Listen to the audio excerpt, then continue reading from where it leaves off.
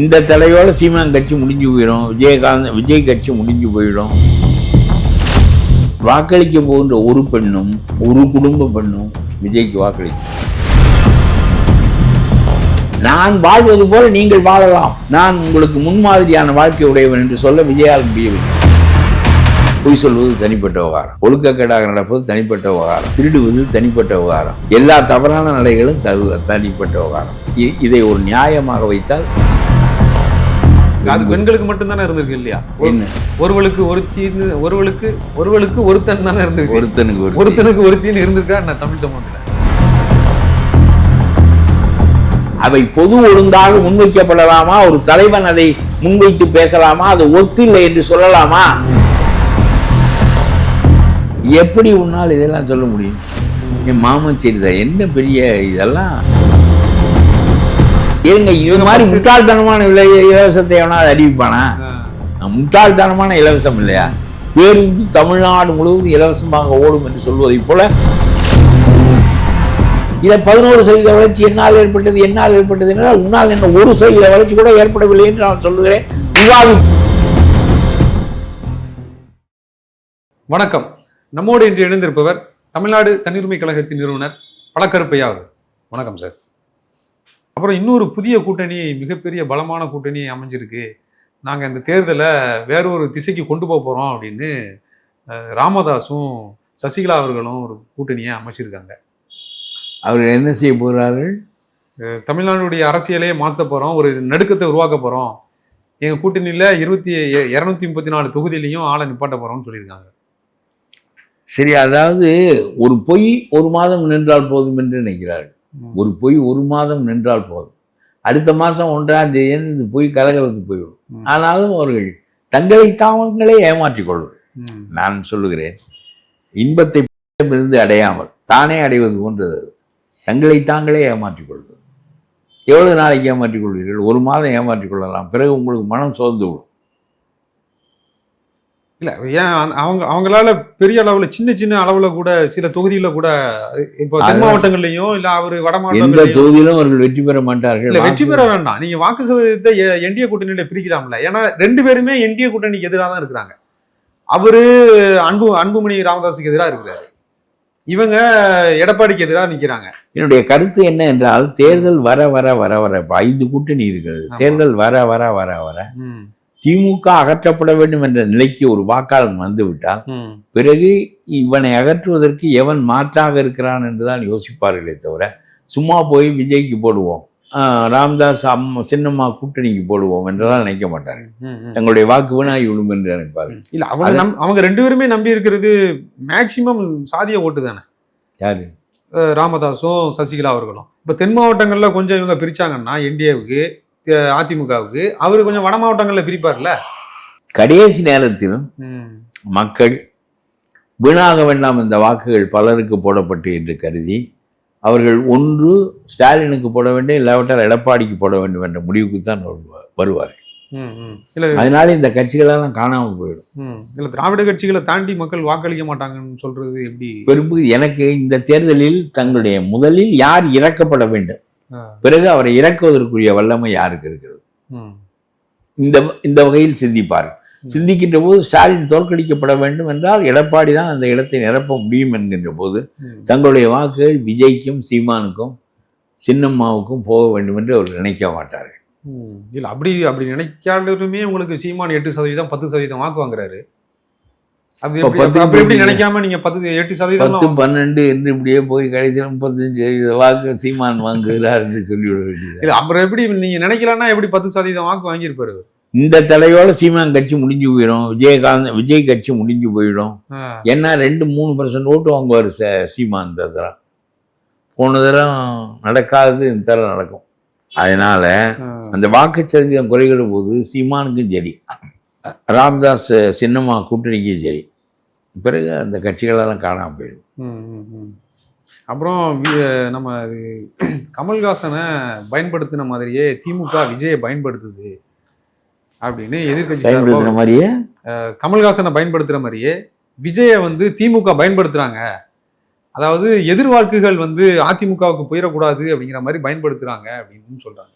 ஆனா நீங்க வந்து சிறுபான்மையினர் வாக்குகளை தான் பிரிப்பாங்கன்றீங்க. ஆனா அவங்க எதிர்கட்சி என்ன சொல்றாங்க அப்படின்னா, இவர் என்டிஏ கூட்டணி வாக்குகளை பிரிக்க வாய்ப்பு இருக்கு, அந்த எதிர்மனநிலை வாக்குகளை என்டிஏ கூட்டணிக்கு போயிடக்கூடாதுன்னு திமுக பயன்படுத்துறதா சொல்றாங்க. அதெல்லாம் ஒன்றும் சொல்லப்படுகின்ற செய்திகள் தான். இல்லை, அது உண்மைதானே? என்ன என்டிஏ கூட்டணியினுடைய வாக்குகள் இப்போ திமுகவோட எதிர் வாக்குகளை வந்து என்டிஏ கூட்டணிக்கு போனால் எடப்பாடி ஜெயிச்சிருவாரு அப்படின்னு அவங்க சொல்றது, அந்த யூகம் சரியா தானே இருக்கும். அதனால எடப்பாடியை வெற்றி பெற விடாமல் செய்ய போகிறோம் என்பதுதானே.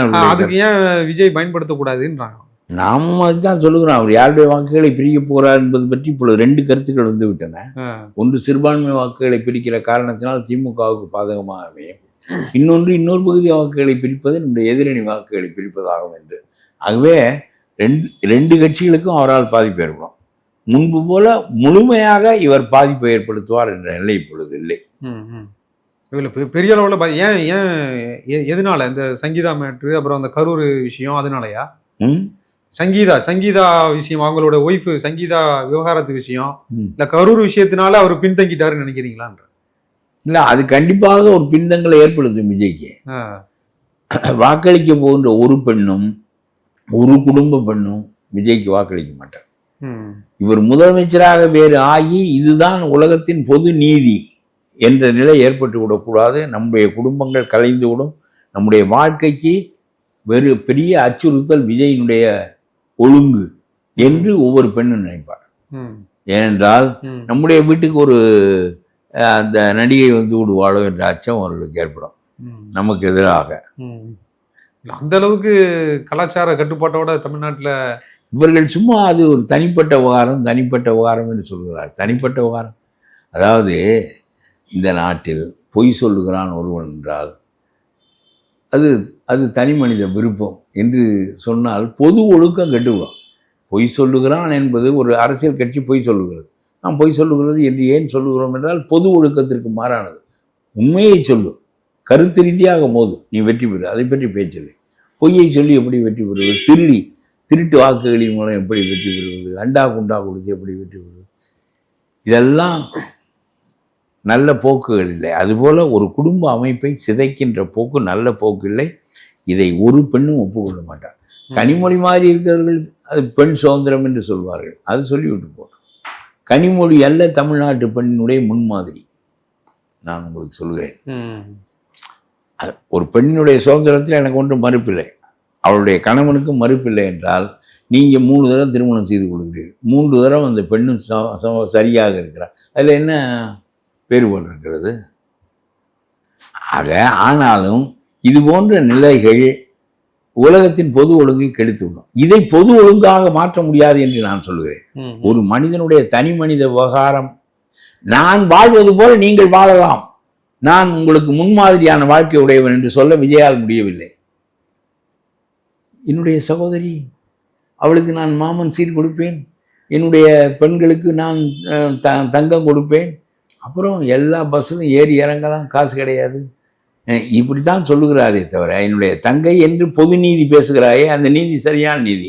உலகத்தில் உள்ள பெண்கள் எல்லாம் என்னுடைய சகோதரிகள் என்பது பொது நீதி.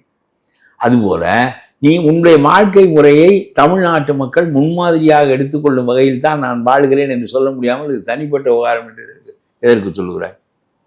என்ன தனிப்பட்ட விவகாரம்? பொய் சொல்வது தனிப்பட்ட விவகாரம், ஒழுக்கக்கேடாக நடப்பது தனிப்பட்ட விவகாரம், திருடுவது தனிப்பட்ட விவகாரம், எல்லா தவறான நடைகளும் தனிப்பட்ட விவகாரம். இதை ஒரு நியாயமாக வைத்தால் சமூகத்தினுடைய ஒழுங்கு எப்படி நிலைபெறும் நான் கேட்கிறேன். இல்லை, கணவன் மனைவிக்குள்ள இருக்கிற அந்த மனநிலைங்கிறது அதாவது ரொம்ப ரொம்ப இயேசு இதற்கு மாறாக நீதி சொல்கிறார். அதாவது யூத மதம் மனமொழிவை ஏற்றுக்கொள்கிறது, அது அந்த பெண்ணினுடைய விருப்பம் ஆணினுடைய விருப்பம் என்று சொல்கிறது. இயேசு சொல்லுகிறார், ஒழுக்கக்கேடு ஒன்றுக்காக அன்றி ஒரு பெண்ணை தண்டிக்க கூடாது என்கிறார். உன்னிடமிருந்து உருவாக்கப்பட்டவள் நீயும் அவனும் பெற்றோரை பிரிந்து ஒன்றாக வாழுங்கள் என்று சொல்கிறார். யாராவது சொல்ல முடியுமா அப்படி? பொது ஒழுங்கை நிலைநாட்டுகின்ற மகான்கள் எப்படி இருந்திருக்கிறார்கள் என்று பாருங்கள். பெற்றோரை விட்டு பிரிந்து நீயும் அவளும் ஒன்றாக வாழுங்கள், அப்படி சொல்லுகிறார் இயேசு. ஒழுக்கக்கேடு ஒன்றுக்காக அன்றி பெண்ணை தண்டிக்க கூடாது, பெண்ணை பிரியக்கூடாது என்று சொல்லுகிறார். இவையெல்லாம் தான் பொது ஒழுங்காக இருக்க முடியும். இதுல விஜயினுடைய வாழ்க்கை பொது ஒழுங்காக பின்பற்றத்தக்க ஒழுங்காக இருக்காது. இல்ல. ரொம்ப புகழ்பெற்ற மனிதர்கள் ரொம்ப தவறான நடத்தை உடையவர்களாக இருந்தால் பின்பற்றுகளுடைய நடத்தையை அது பாதிக்கும். இல்லை, நீங்கள் தமிழ் கலாச்சாரம் பண்பாடுன்னு சொன்னீங்க. ஆனால் அதெல்லாம் அந்த மாதிரி இருந்திருக்கா என்ன? இல்லை, பெரும்பான்மையான தமிழ் பண்பாடு அப்படித்தான் இருந்திருக்கு. நம்முடைய குடும்ப அமைப்பு சாதாரணமாக கரைவதில்லை. நம்முடைய சமூகத்தில் சில சமூகங்களில் விவாகரத்து செய்கிற உரிமை இருக்கிறது, சில சமூகங்களில் அது கூட கடைபிடிக்கப்படுவதில்லை. அது பெண்களுக்கு மட்டும்தானே இருந்திருக்கு இல்லையா? என்ன, ஒருவளுக்கு ஒருத்தின்னு ஒருவளுக்கு ஒருத்தன் தானே இருந்திருக்கு. ஒருத்தனுக்கு ஒருத்தின்னு இருந்திருக்கா என்ன தமிழ் சமூகத்தில்? அது உண்மைதான். அது கொஞ்சம் ஒரு 10% அதுக்கு அவளுடைய கற்பப்பை இருக்கு, அந்த பிறக்கிற அதனால தான் பெண்ணினுடைய நான் உண்மையை சொல்லுகிறேன். அவளுக்கு கற்பப்பை இருக்கிறது. பிறக்கின்ற பிள்ளை தனக்கு பிறக்கவில்லை என்று சொன்னால் தன்னுடைய சொத்துக்கு அவன் ஏன் அதிபதியாக வேண்டும் என்கின்ற கேள்வி இருக்கிறது. ஆகவே அவளுடைய ஒழுக்கம் குறித்த அழுத்தம் கூடுதலாக இருக்கிறது. அது சரியில்லை என்று சொல்லவில்லை. என்ன, அதாவது கட்டிய மனைவியை மாறாமல் நேசிக்கக்கூடிய சமூகம் தான் தமிழ் சமூகம். தலைமாட்டில் உட்கார்ந்து அழுவதற்காக வந்தவள். நான் அதை சொன்னது கூட நியாயப்படுத்துவதற்காக சொல்லவில்லை. இப்படி அமைகிறது. ஏனென்றால் அவள் வெள்ளைக்காரர்களுடைய இது போல பிள்ளையை கூட்டிக் கொண்டு நான் போகிறேன், உன் வேலையை நீ பார் என்று சொல்லுகின்ற நிலை இல்லை. நம்முடைய சொத்துக்கு நமக்கு பிறக்காத பிள்ளைகள், அவளுடைய ஒழுங்கின் மீது தான் இவனுடைய சொத்து கைமாறுவது அமைந்திருக்கிறது. சொத்துடைமை சமூகத்தின் நீதி தானே இதெல்லாம். ஆனால் நான் ஒன்று சொல்லுகிறேன், 100க்கு 90 விவாகரத்து அனுமதிக்கப்பட்ட நாட்டிலே கூட கிளின்டன் தவறு செய்து விட்டேன் என்று சொல்வதும் அவருடைய மனைவி அதை ஏற்றுக்கொள்வதும் உலகத்தின் ஒழுங்காக இருக்கிறது. நீ அப்படி கிளின்டன் மாதிரி நடந்து கொள்ளவில்லையே, அது ஒர்த்து இல்லை, விடுங்க. எது ஒர்த்து நான் கேட்குறேன். கட்டிய பொண்டாட்டியை, நம்முடைய மக்களின் தாயை, தலைமாட்டில் உட்கார்ந்து அழுவதற்காக வந்தவளை, நம்முடைய இன்ப துன்பங்களை பங்கிட்டுக் கொள்பவளை, வள்ளுவனால் வாழ்க்கை துணை என்று போற்றப்படுபவளை, வாழ்க்கைக்கு நண்பர்கள் துணையாக மாட்டார்கள், அண்ணன் தம்பிகள் துணையாக மாட்டார்கள், பெற்றோர் துணையாக மாட்டார்கள், யாருமே துணையாக மாட்டார்கள். பெண் ஒருத்தி, மணந்து கொள்கிற பெண் ஒருத்தி தான் துணையாவாள் என்பதனாலே பெண்ணை வாழ்க்கை துணை என்று அதிகாரம் எழுதுகிறார்கள். வாழ்க்கை துணை நல்ல நலமுடையவளாக அமைந்து விட்டால் உலகத்தில் உனக்கு வாய்க்காதது எது என்று கேட்கிறார். நல்ல நலமுடையவளாக அவள் அமையவில்லை என்றால் உனக்கு வாய்த்தது என்ன என்று கேட்கிறார். எவனா கேட்பான். அப்படி எதை உண்டாக்க நினைத்தார்கள், எங்கேயும் விலகல் இருக்கிறது. ஒருத்தன் மனைவியை தள்ளி வைக்கிறான், மனைவி கணவனுக்கு துரோகம் செய்து விட்டு போகிறாள். இந்த விலகல்கள் இந்த சமூகத்தில் சிறுபான்மையாக எப்பொழுதும் இருக்கின்றன என்பது வேறு. அவை பொது ஒழுங்காக முன்வைக்கப்படலாமா? ஒரு தலைவன் அதை முன்வைத்து பேசலாமா? அது ஒர்த்து இல்லை என்று சொல்லலாமா? நீ பண்ணி தொலைச்சது கூட பரவாயில்லை, இது ஒர்த்து இல்லை பேசுறதுக்கே. என்னை கட்டி கொண்ட பெண்டாட்டியை விரட்டி விடுவது ஒர்த்து இல்லையா?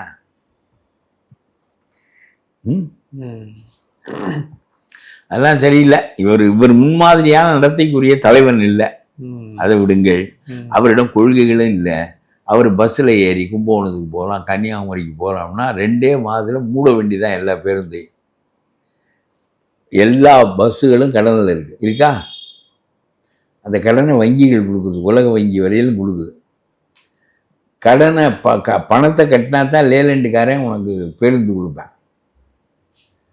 வங்கி கடன் கொடுத்தா தான் உனக்கு அந்த வண்டி வெளியே வந்து ஓடும். நீ டிக்கெட்டு விற்று காசு சேர்த்தா தான் கடனை அடைக்க முடியும். டிக்கெட்டே இல்லை, யார் வேணாலும் ஏறி உட்கார்ந்து கொள்ளலாம் என்றால் கடனை எப்படி அடைப்பாய்? புது வண்டி எப்படி விடுவாய்? எந்த டிரைவர் கண்டக்டர் சம்பளம் வாங்காமல் உனக்கு வேலை செய்ய வருவார்கள்? 2 மாதத்தில் பேருந்து நிறுவனத்தை மூடிவிட்டு மக்களெல்லாம் கட்டை வண்டிகளிலே பயணம் செய்ய வேண்டிய நிலையை ஏற்படுத்தும் என்பது கூட தெரியாமல் நீ எப்படி தலைவனாக இருக்கிறாய் என்று கேட்கிறேன். ஏற்கனவே 48,000 கோடி கடன் இருக்கிறது. இன்னமும் பேருந்துக்கு கட்டணம் வசூலிக்கப்படுகிற காரணத்தினாலே வண்டி ஓடிக்கொண்டே இருக்கிறது. எப்படி உன்னால் இதெல்லாம் சொல்ல முடியும்? என் மாமன் சரிதான், என்ன பெரிய இதெல்லாம் ரொம்ப மிகையாக பேச. இந்த சீமா வந்து எனக்கு சின்னம்மா, எனக்கு பெரியம்மா, எனக்கு பாட்டன், எனக்கு முப்பாட்டன், எனக்கு அண்ணன், எனக்கு தம்பி. அண்ணன் தம்பியா பிறந்தவனே அண்ணன் தம்பி இல்லை என்று வெறுத்து விடுகிறோம். எதையும் ஒரு அளவோடு வைத்துக் கொள்ள வேண்டும். ஆனால் அதிமுகவினுடைய தேர்தல் அறிக்கையில ஆண்களுக்கும் இலவச பேருந்து அதான் ஒரு அளவுக்கு பண்ணலாம், இது சென்னை அளவுக்கு பண்ணலாம், அதாவது பெண்ணுக்கு நகரத்துல பண்ணலாம், அதான் செய்யலாம். இதே தமிழ்நாடு முழுவதும் செய்தால் 2வது மாதம் பேருந்துகளே ஓடாது. கடனை கட்ட முடியாது, வண்டியெல்லாம் பிடிங்கி கொண்டு போயிடுவான். என்ன கொண்டே கேரளாவில் விட்டு விட்டேன், கடனை எடுத்துக்கொள்வேன். ஆனால் போட்டி போட்டு தான் எல்லா கட்சிகளும் இலவசத்தை அறிவிக்கிறது. ஏங்க இது மாதிரி முட்டாள்தனமான இலவசத்தை எவனாவது அறிவிப்பானா? முட்டாள்தனமான இலவசம் இல்லையா? பேருந்து தமிழ்நாடு முழுவதும் இலவசமாக ஓடும் என்று சொல்வதை போல ஒரு முட்டாள்தனமான அறிவிப்பு உலகத்தில் நடக்காது. பேருந்தை எப்படி நடத்துவாய்? ஏதோ ஒரு 100 பேருந்து நடத்துகிறேன், 4 பேருந்தை இலவசமாக ஓட்டுகிறேன் என்று சொன்னால் அது வேறு. அதுவே தேவையில்லாத வேலை, அது வேறு. என்ன செய்தார் இந்த ஸ்டாலின்? ஒரு நன்மையாக செய்திருக்கிறாரா? நம்முடைய பொருளாதார கொள்கைகள், நாட்டினுடைய அமைப்பு, மைய அரசினுடைய தன்மை, அவற்றினுடைய கட்டுமானங்கள், இவற்றின் காரணமாக பொருளாதார நிலையிலே வளர்ச்சி ஏற்படுது. இவ்வளவு பெரிய துறைமுகங்கள், தூத்துக்குடியில் துறைமுக விரிவாக்கம், பெரிய பன்னாட்டு விமான நிலையங்கள், இவையெல்லாம் இல்லாவிட்டால் ஒரு தொழிலதிபரும் இங்கே தொழில் செய்ய வரமாட்டான். இவங்க துபாயிலையும் அமெரிக்காலாம் போய், நியூயார்க்ல, ஜெர்மன்லாம் போய் தானே இன்வெஸ்ட்மெண்ட்டை கொண்டு வந்தான்றாங்க. எங்க இந்தியா வளர்ச்சி அதெல்லாம் கொண்டாடலாம் வர வேண்டாம். நீ ஊர் சுற்றி பார்க்க போற, அவன் தானா வரான். ஃபோர்டு கம்பெனியை நீ தான் போய் கொண்டாந்தியா? அப்புறம் ஒரு நாளைக்கு அவன் மூடி விட்டு போனான்னு நீ தான் மூடுவதற்கு துணையாக இருந்தாய. இதெல்லாம் தொழில். லாபம் வரும், உள்ள வருவேன், மேலே விழுவேன், அவனுக்கு பணம் தருவேன், நட்டம் வரும், மூடி கொண்டு போவேன். இதெல்லாம் இது ஃபோர்டு கம்பெனி வந்ததற்கும் ஃபோர்டு கம்பெனி போவதற்கும் நீ பொறுப்பு இல்லை என்றால் மற்றவை வந்தவதற்கும் போகாமல் இருப்பதற்கு நீ பொறுப்பா என்று கேட்கிறேன் நான். இவ்வளவு அகலமான சாலைகளை, நெடுஞ்சாலைகளை, தேசிய நெடுஞ்சாலைகளை போடாவிட்டால் 16 டயர் லாரி எப்படி ஓடும்? அது உன்னுடைய பொறுப்பா? நான் கேட்கறதுக்கு பதில் சொல்லணும். உன்னுடைய பொறுப்பா? உன்னுடைய அரசாங்கத்தின் தன்மையா? வாஜ்பாய் கொண்டு வந்தது தானே மத்திய அரசாங்கத்தினுடைய தன்மை. நான் சொல்லுவேன், அது காங்கிரஸும் செய்யும், பிஜேபியும் செய்யும். இவ்வளவு பெரிய சாலைகளுக்கு மத்திய அரசாங்கம் காரணம், பன்னாட்டு விமானங்களுக்கு மத்திய அரசாங்கம் காரணம், பெரிய ரயில் தொடர்ச்சிகள், பெரிய சரக்கு ரயில்கள் பொருள்களை ஏற்றி கொண்டு போவதற்கு மத்திய அரசாங்கம் காரணம். நெடுஞ்சாலை, ரயில் போக்குவரத்து, கப்பல் போக்குவரத்து, விமான போக்குவரத்து, இவ்வளவுக்கும் அவர்கள் காரணம்.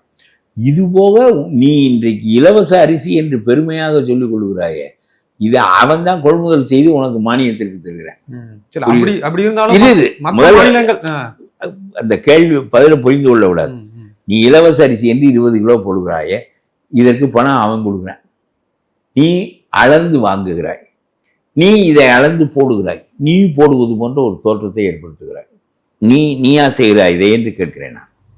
தமிழ்நாட்டில் ஒவ்வொரு தமிழனும் பசியாக இருக்கின்ற ஏழை தமிழன் உணவு உண்பதற்கு மத்திய அரசாங்கம் காரணம்.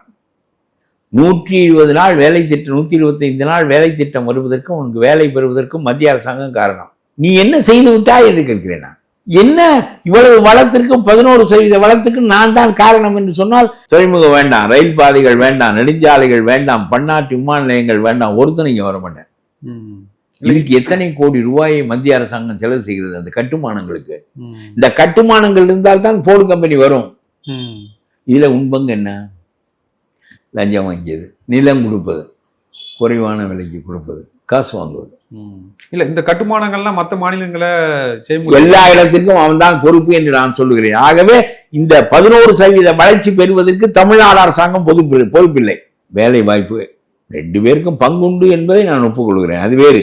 ஆனால் பெரிய பங்கு அவர்களுக்கு தான் உண்டு. இந்த நாட்டினுடைய தொழில் வளர்ச்சி காரணமாக இங்கே, அதனால் தான் வெளிநாட்டிலிருந்து வருகிறான். ஷேர் மார்க்கெட்டுக்கு ஃபாரின் இன்வெஸ்டர்ஸுடைய பணம் வருகிறது.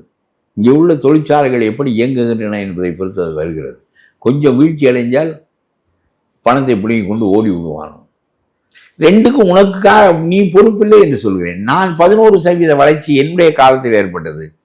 எம்ஜிஆர் உண்டாக்கிய உயர்கல்வியினால் இந்த நாட்டுக்கு படித்த இளைஞர்கள் வேலைக்கு கிடைக்கிறார்கள். படித்த இளைஞர்கள் வேலைக்கு கிடைக்கிறார்கள் என்பதனாலே தொழிற்சாலைகளை இங்கு கொண்டு வந்து வைக்கிறான். உனக்கு உடல் உழைப்புக்காரர்கள் வளைகுடா நாடுகளுக்கு போகிறார்கள், மூளை உழைப்புக்காரர்கள் அமெரிக்காவுக்கு போகிறார்கள். அமெரிக்க கம்பெனிகள் மூளை உழைப்பாளர்கள் கிடைப்பார்கள் என்றால் இங்கே வருகிறது. இதில் உன் பங்கு என்ன என்று நான் கேட்கின்றேன்.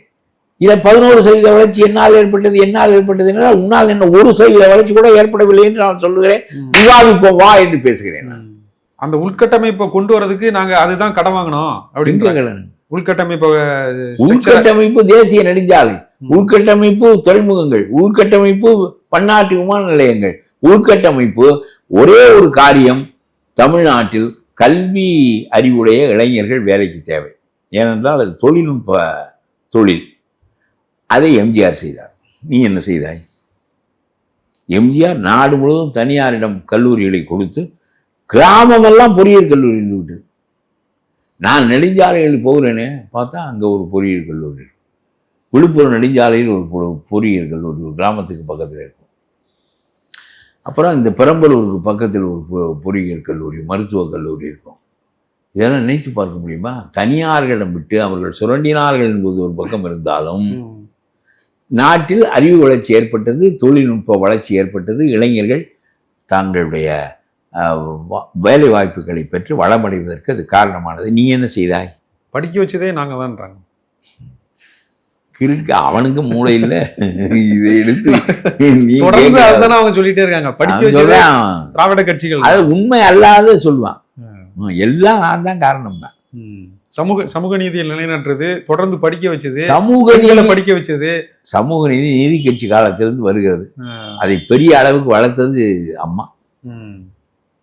68% பிற்பட்டவர்களுக்கு ஆக்கி அதை 9வது ஷெட்யூலில் சேர்த்து அசைக்க முடியாதபடி செய்தது அம்மா. ஒருவனா செய்தா என்று கேட்கிறேன் நான். இதற்கு நான் என்று சொல்லுகிறாய். நீயாக செய்தது ஈழத்தை அழித்தார், நீயாக செய்தது கச்சத்தீவை திரும்ப வாங்க தகுதியான முறைகளை கையாளவில்லை, நீயாக செய்தது நீட்டை கொண்டு வந்தது, நீயாக செய்தது. அதை இன்னொருவன் செய்தது போல் காட்டுகின்ற பித்தலாட்டத்தன்மை அரசியல் போக வேண்டும் என்றுதான் உன்னை சேர்ந்தவர்களுக்கும் உன் கூட்டணி கட்சிக்காரர்களுக்கும் நான் சொல்லுகிறேன். எல்லாவற்றையும் வாயை மூடிக்கொண்டு வேங்கவேல் மலத்தை கதைக்கிறாயா, பரவாயில்லை.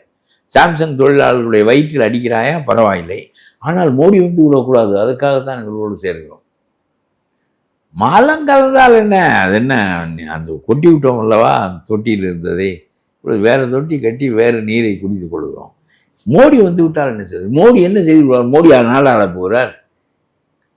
மோடியா நாடாளப் போகிறார்? அமித்ஷாவா நாடாளப் போகிறார்? எடப்பாடி தானே ஆளப் போகிறார்? அவர் தானே பெரும்பான்மையான இடங்களை கையில் வைத்திருக்கிறார். அப்புறம் மோடி ஆழ்வார் என்பது ஒரு பித்தலாட்டம் தானே. இதெல்லாம் சும்மா வெறும் பேச்சு. நீ வாஜ்பாயோடு சேருவாய், உன்னுடைய மாமனை சாகிற வரையிலும் பதவியில் வைத்துக் கொள்வாய், 1.5 ஆண்டுகள் செயலற்ற மனிதனை மந்திரியாக வைத்துக் கொள்வாய்.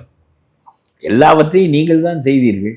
பிறகு இப்பொழுதும் பாஜக என்பது பெரிய கோப்ரா, கிங் கோப்ரா என்பது போல ஒரு பெரிய தோற்றத்தை ஏற்படுத்துகிறீர்கள். நீ வாஜ்பாயினுடைய அரசாங்கத்தில் இருந்தாயா? அப்பொழுது கிங் கோப்ராவாக இல்லாமல் என்ன தனி பாம்பாக இருந்ததா?